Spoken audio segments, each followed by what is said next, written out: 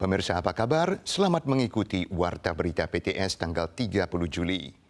Isu keamanan pangan kembali menjadi sorotan di Taiwan. Asosiasi Perlindungan Konsumen di Taiwan, CPAT, baru-baru ini melakukan inspeksi terhadap 25 toko pembuat mie di pasar tradisional di Taiwan Selatan dan menemukan bahwa produk dari 3 toko mengandung asam benzoat, bahan pengawet yang seharusnya tidak boleh terdeteksi. Kadar di salah satu produsen di Kaohsiung bahkan mencapai 3,26 gram per kilogram. Mengingat pangsa pasarnya yang mencapai sekitar 1/5 dari pasokan mie di seluruh Kaohsiung, mie ini dikhawatirkan sudah masuk perut banyak warga.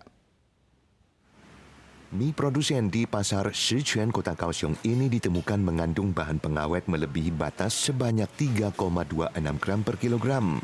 Produsen terkemuka pemasok sekitar 20% kebutuhan mie di Kota Kaohsiung ini sebelumnya sudah pernah melanggar peraturan. Tahun 2016, asam benzoat sebanyak 2,55 gram per kilogram ditemukan pada mie yang diproduksinya. Menurut Asosiasi Perlindungan Konsumen di Taiwan atau CPAT, situs web produsen tersebut hingga kini masih menampilkan laporan hasil uji memenuhi standar bertanggal 10 tahun lalu, diduga sebagai upaya menyesatkan konsumen. 这个量非常大了，等于说我们高雄市的这个市民5个人里面就有1个人吃到他的面，这个量是非常大的。 Dari 25 produsen mie di Taiwan Selatan yang diinspeksi, CPAT menemukan total 3 toko yang produknya bermasalah. 2 toko lainnya berada di Pingtung dan Kaohsiung. Asam benzoat merupakan bahan tambahan pangan yang menurut peraturan pemerintah tidak boleh terdeteksi. Mengonsumsinya dalam jumlah berlebihan dapat menyebabkan pusing, mual, muntah, serta berpotensi merusak fungsi hati dan ginjal. 如果一个小朋友20公斤，他可以吃完一整碗面，他其实超标6点多倍。 CPAT mengimbau warga untuk lebih berhati-hati saat membeli makanan, memilih penjual yang terpercaya dan memerhatikan lingkungan penyimpanannya.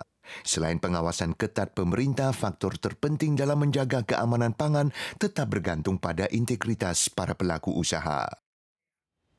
Setelah merebaknya kasus minyak yang mengandung zat karsinogenik benzopiren, banyak warga mengkhawatirkan apakah minyak goreng yang dikonsumsi telah memengaruhi kesehatannya.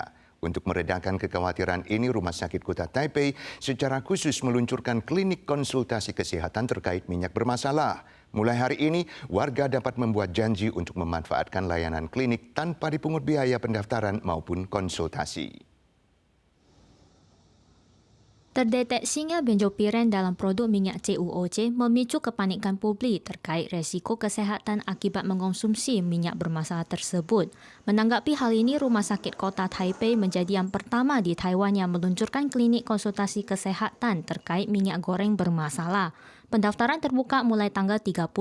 Klinik dilayani oleh dokter spesialis keluarga, dokter spesialis anak, dan ahli gizi untuk merujuk pasien ke departemen lainnya.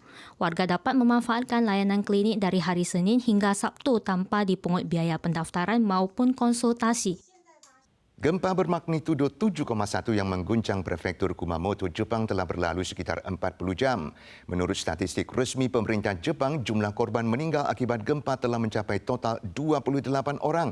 Sementara ada 6 orang masih dalam kondisi tanpa detak jantung dan setidaknya 1 orang masih hilang. Pada 2 lokasi kerusakan terparah yakni Aeon Mall dan pabrik kertas Nippon Paper, sejumlah penyintas dan jenazah korban meninggal terus ditemukan dalam upaya pertolongan dan pencarian selama 2 malam. Area bencana porak-poranda, besi beton menyembul di antara puing-puing bangunan.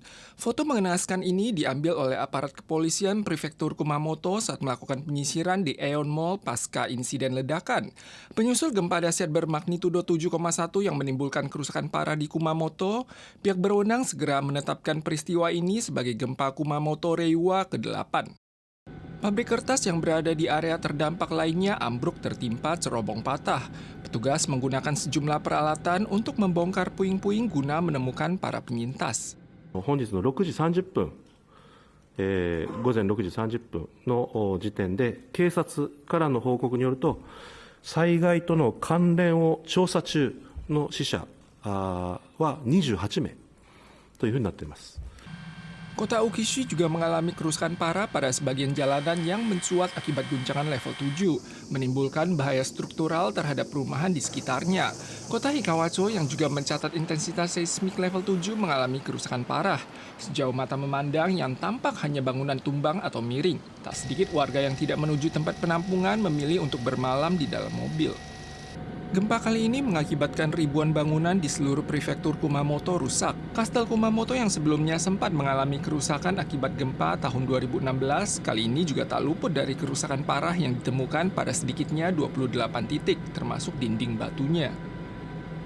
Indonesia memiliki kekayaan seni dan budaya yang sangat beragam. Salah satunya adalah tarian tradisionalnya yang dikenal luas hingga seluruh dunia. Namun seiring perubahan zaman, minat generasi muda terhadap tari tradisional semakin menurun, sehingga kelestarian seni tari di Indonesia menghadapi ancaman kepunahan. Di Taiwan, ada sepasang suami istri pekerja migran asal Indonesia yang berusaha memperkenalkan seni tari tradisional Jawa Tengah kepada masyarakat. Melalui berbagai kesempatan pertunjukan, mereka beraspirasi untuk meneruskan warisan budaya tari Indonesia.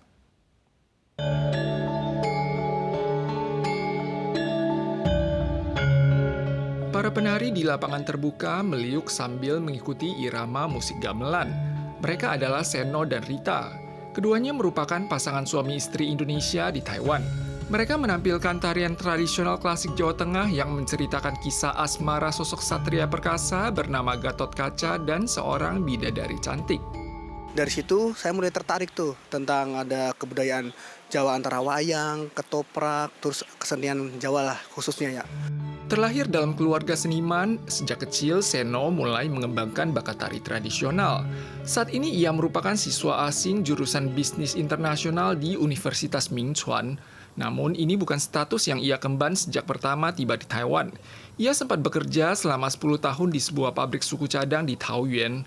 Saat ditanya mengapa ia memutuskan untuk beralih haluan, Seno mengungkapkan bahwa ia pernah menyaksikan rekannya mengalami perlakuan tidak adil, mulai dari dikenakan pungli hingga aksi perundungan yang akhirnya mendorong ia untuk berhenti bekerja, pulang ke Indonesia dan mengajukan status baru sebagai pelajar untuk kembali mengunjungi Taiwan. Biaya potongan agensi, ya pungli itu juga nggak sesuai. Mereka nggak pernah datang loh Kak, nggak pernah bantu kita. Tapi mereka tuh memotong tiap bulan itu kan unfair kan, menurut saya sih kayak gitu. Walau baru terjun dalam belantika tarian tradisional, Rita yang kini berstatus perawat migran mulai menunjukkan bakat profesional di bawah bimbingan Seno. Walau sering diundang tampil, ia harus merogoh kocek untuk membeli alat rias dan kostum panggung. Hal ini merupakan beban finansial yang tidak sedikit bagi seorang PMI yang hanya digaji $20.000 Taiwan per bulan. Oleh sebab itu, ia berharap agar ke depannya perawat migran dapat dimasukkan dalam cakupan sistem asuransi ketenagakerjaan agar upah mereka juga dapat ditingkatkan. Saya berharap banget nantinya PMI bisa dimasukkan ke dalam cakupan asuransi ketenagakerjaan supaya gaji setara dengan pabrik. Fokus utama Seno dan Rita untuk saat ini masih tertumpu pada upaya untuk menyelesaikan studi dan kontrak kerja. Namun kedepannya mereka juga tidak mengesampingkan ketersediaan program retensi pekerja terampil sebagai peluang untuk dapat terus menetap dan menggapai aspirasi mereka dalam memperkenalkan seni tari tradisional kepada komunitas Taiwan.